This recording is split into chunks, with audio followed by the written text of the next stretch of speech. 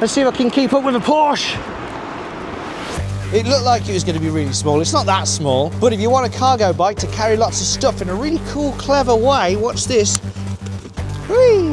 And you don't want it to be too big and too heavy, then the Ado Air 1 Pro with its dual shifting automatic gears and super quiet belt drive motor might be what you need.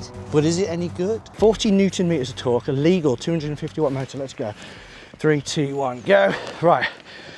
Now, because it is a torque sensor, meaning it feels the pressure I'm giving it, and the more pressure I give, the more power it gives.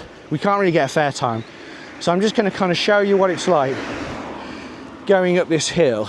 Now, the two gears, it's got a nice Bafang 250 watt motor with two internal gears that work with or without power. So right now, I think we've got it down into its first gear, but if I wanted to, I could speed up, that power will kick in and get me up this hill, and when I hit about 18 kilometers per hour, it'll shift up. Now, you don't really want that on a hill, you want to keep it low. Let me show you what this is like without power going up a hill. So, with no power, up a hill's very difficult. Oh God, I'm going to put it on again. Right, power free, you can already feel it. So I'm going again. And people say 250 watt motors cannot get you up hills. They can, but not on their own. You will need to put a bit of effort in yourself. So here we are up the hill, just shifted up. And something I prefer, about this one, this Pro, compared to the Air 20 Pro, is it doesn't shift up too soon. It gives you up to about 20 kilometers per hour before it shifts up. Right, we're going back now because I'm going to pick up this car. It's an old Range Rover L322, which is basically the same one as what Clarkson's got on his farm. So if you want to find out about that, you'll have to switch over to my my other channel, EVRC, which is very new. And if you're into that kind of stuff, do subscribe. If you're not into it, but just want to see how we get on, feel free to check out the link in the description. Don't feel you've got to subscribe, especially if you're not really going to watch anything else. So, not bad up the hill. We're currently on the worst road in Wolverhampton, where the wheels are still 20 inches, so quite small, 2.4 inches wide, so not the widest, they're not fat tyres, but we do have front suspension, so it is quite bumpy. Whoa. Saddle seems all right. Let's just check out the suspension on an R test.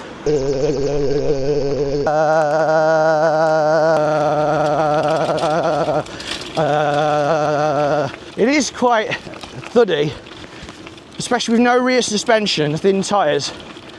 But like I always say, like if you've got a bit of gravel, you can go over it. It's just that you don't want to always do it. It's not really comfortable. So if you can stick to just roads, and good roads, not the worst road in Wolverhampton, then you'll be all right. Whoa, a bit of skid in the mud there. Right, my seat's gone down a bit. But that suspension, you can lock it out. So my arms feel absolutely fine. I can hear a lot of clattering from the mud guards because they're metal. They're included, obviously. And the rack. Right, this bit, they've kind of repaired. But yeah, this being a cargo bike, it's a bit heavier than the others, so let's check out the weight, who can fit on it, and that cargo stuff. Without accessories, this is 25 kilograms, which for a cargo bike isn't too heavy. For a standard bike, it's getting towards heavy. With all the accessories though, we've got up to 31 kilograms. This hasn't got all the accessories though, so it's probably about 28. And it's got a max load of 150 kilograms, so carries plenty of weight. How far down does it go? Probably be okay if you're like 5'5". I'm 5'9", short inside leg. Now when you do start pulling it, this wire doesn't like it. So even though we're not at the maximum, there's the maximum, it just starts stretching. That's quite high, that is. Woo! Hey, can't reach the... Ow! Oh, I won't say what hurt then. You're good into, way into high 6 foots on this. You might look weird, but you could ride it. Also, this goes up and down too. I've got it quite high at the moment. So yeah, that can go down. Although it does seem to get in the way of this when it's down, because it doesn't move with it. So maybe just keep it a bit higher, because it is one of them bikes where you want a higher riding position. If you want it looking neat, the wires kind of get in the way. Right, let's look at that battery, how you remove it. You can lock it. It's just a little button there. You press the button in, it's locked, and then you need the keys to unlock it, but you don't need the keys to run the bike, which is fine when the battery is easy to remove. And this one is 10 amp hours, 36 volts, that's 360 watt hours. And we'll find out later if that bike will be able to do the range that ADOs say it can. You can also get an extender, so that battery obviously does 100 kilometers, and then you get another battery that looks like a bottle that attaches to the down tube, and then that will give you an extra 40 kilometers. And of course, because this doesn't fold, it is a bike that you'll be expected to do all the traveling on. You won't be able to get it on all public transport. Goes in as easy as it comes out, probably easier actually, because you know, gravity. And also this, you just plonk it in like that. There we go. Little flap at the back to charge it up. And obviously you can charge it away from the bike if you don't want to carry it up some stairs. Not foldable, of course, but the pedals fold, which is nice actually, because they do tend to catch on things if you've got a confined space. So I'm glad they did that. Probably would have been nice if the handlebars could fold too, even if that didn't fold, but oh well, can't have everything. Let's look at this. I did get a backpack that fit on there. However, it was all broken, so I haven't bothered. It just clipped on though, so watch out for that. It also had some weird stains on it, so I didn't like that. The front one though, this is quite cool. This is a little shopping basket, and it comes off just by pulling this little clip like that. So I've got this little cool shopping basket that I could take into the shops with me, and then when I'm done with my shops, I could literally just da-da-da-da-da, and put it down onto there, put it down, put it into lock, and now it's secure. Shopping secure in there. No cover though, but it does come with little plastic sticks to keep it upright. And if you want to collapse it down, you just can take the sticks out, put them in there, and it'll just go down, so that's nice. Also, we do have a little backpack. Hello there, I have a little backpack. And I'm going to put my little backpack on my bag, because when I'm riding my bike, I don't want the backpack on my bag, I want it there. For some reason. It's a cool little backpack. It's not very big, it's very small, but it can, just like them, you can undo that, and then this will flop onto there as well. However, it's probably a bit too low, because you've got to kind of crunch the backpack down to get it. So if the backpack was full of stuff, you might struggle to do that. But it is a nice backpack. It's kind of like school sized. So if you were going to go to school on this, probably wouldn't go to school on this, you could put it there, you know, if you didn't want your back having a pack on it. Torque sensor kicks in really quick. As soon as it feels the pressure, it kicks in. By the way, we always talk negatives, and there will be some. It's not just an advert, it is a review. I have enjoyed what ADO have been doing recently. They came out originally as like a big bruiser folded fat tyre bikes. Definitely not fully legal, but they've gradually transitioned to very clever, nice, well-made bikes with good equipment. So this one's got that Bafang motor, and anyone who knows about motors knows that Bafang makes some good motors. Got a nice colour screen. Each one I've seen on loads though, on Pivi bikes, Huga bikes. It is very nice, and it gives you all the normal information. However, it's not the easiest to see in direct sunlight. Ugh. Yeah, then a pothole, definitely felt it up my bum. Lights wise, we've got front light, rear light, baked into the battery, so no need to worry about charging them or anything like that. There are indicators on the rear light, which is nice. However, there's no indicators on the front, so if you need to tell people in front of you that you're turning, they won't know. I'd never just rely on bike indicators anyway. Like, always try and stick your hand out if you can, if it's safe, and if it's not safe, you need to slow down. Sadly, there's no brake light, and I would prefer a brake light to the indicators, given the choice. Let's see how far plenty of clearance for the pedals. But it's a very nice looking bike.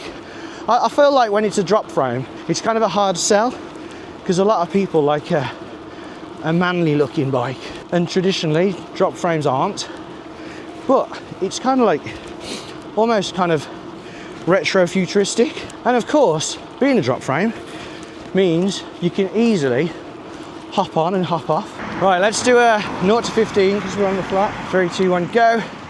Obviously, it's not really like a fair test, but I'll put it in anyway. Oh, we've got to get to 25 as well.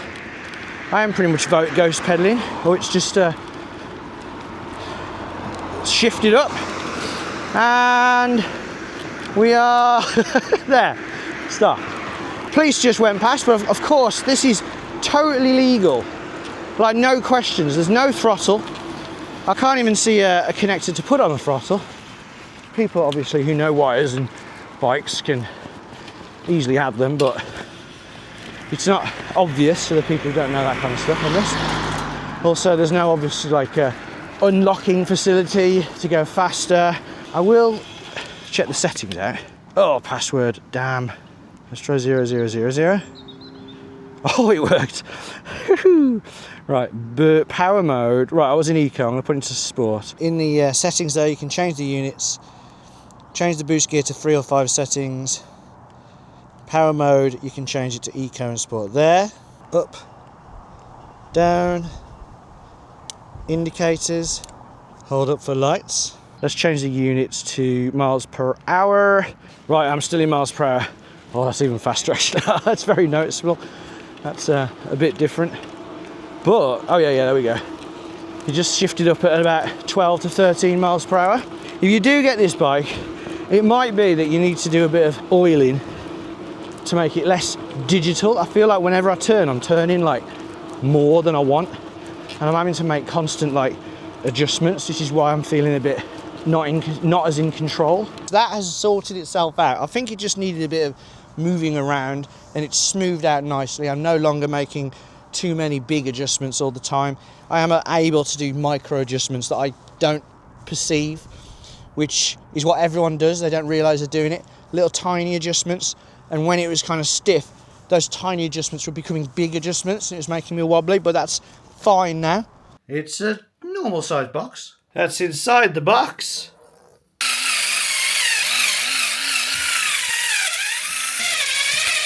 Get the pedals on.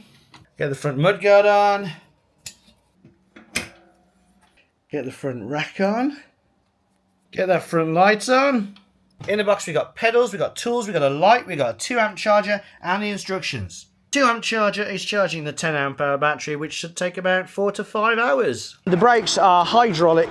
160mm discs for the hydraulic disc brakes. Let's just check. 16 miles per hour, this bike sign. 2, 3, and a bit. Not bad. I do like the way it looks. Like the way the rear rack is actually like part of the bike. It's really smooth, like the welds. I'm no welding expert, but they're very nice looking. Like they've really been smoothed off. You can see where they are. We can also see how smooth they are. And it's got the carbon belt drive. Because part of the reason it's automatic is because when you have a carbon belt drive, you don't tend to have gears. So they've solved it by putting those automatic gears. And it is nice. The only problem with automatic gears is that different people want a different cadence. So it's shifted up at 12, but going 15, I'd say it's slightly, just ever so slightly harder than I'd want it to be. But I did find when the Ultra came out, there might be a Addo Air 1 Ultra as well. With the extra gear, it made it that little bit better. It's whether you want to pay the extra few £100 just to have it a bit easier to pedal at around 13 to 15. Let's talk about the bits on the bike there. So there's no buzzer, there's a bell, which is quite a loud bell. Got a nice little plastic surround, but it's just a bell. Hand grips, no palm rests, but they are quite comfortable. They do look nice, and they are lockable at the ends, so they're a bit more expensive. The saddle is quite nice. So let's see what it does here. So nice bit of acceleration, and then the Gear's gonna kick up. Let's see if I can keep up with the Porsche. 20. These dudes can keep up with them. Not in their Lycra. Let's drop into the future and check out how much range I got from that 460 watt-hour battery. Right, we're just shy of 15 miles and we've probably got about a quarter battery left. It means we're probably going to get just under 20, which I probably would have liked to see about 25 on full power. Obviously the 100 kilometer range is based on being in pedal assist 1, which is okay, it is rideable, but based on that performance, I'm not entirely sure you're going to get 100 kilometers. It's probably going to be enough for most people's use cases, but if you're expecting anything over 20 in comfort, then hopefully you're much lighter than me, 100 kilograms. Which obviously can bring us onto some negatives. No matter how cool the 2-speed Bafang motor is, some people would probably prefer a good old chain and gears that they control themselves, because although I did quite like the cadence of the gears chosen, some people won't. Also, this quick release might be quick release, but it's very, very hard to tighten that enough to keep it up all the time.